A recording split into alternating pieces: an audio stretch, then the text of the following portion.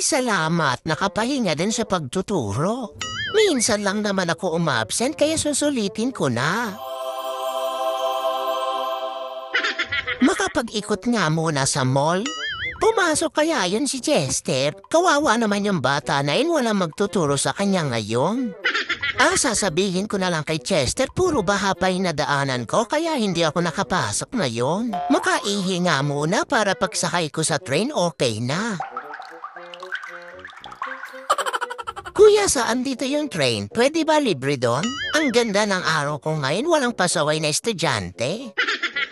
Naku, lagot ako kay Prof. Nag-cutting classes ako, baka inaantay na ako noon. Hayaan ko na nga, magagalit din naman yun kaya susulitin ko na.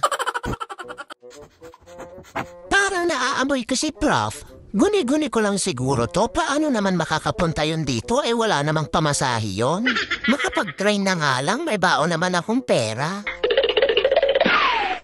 Akala mo, Chester, nakaganti rin ako sa iyo ngayon. Sa mga binigay mong sakit ng ulo sa akin, lalaki ngayon ang mata mo sa kakaantay.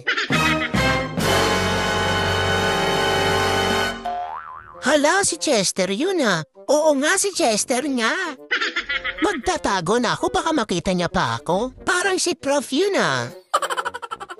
Sabi ko na nga, ikaw yan, Prof Bakit hindi ka pumasok? Bakit ikaw din naman, Chester nag-cutting classes ka? Sabi mo pa sa akin, Chester, isasama mo ko sa SM. Puro ka lang pala drawing, hindi mo man lang kinulayan. At saka kailan pa nalipat ang school dito sa SM? Ngayon lang, Prof, kita mo isang estudyante tsaka isang prof nasa SM? Mag-usap tayo sa guidance office bukas, Chester at saka bayaran mo muna yung pamasahe ko.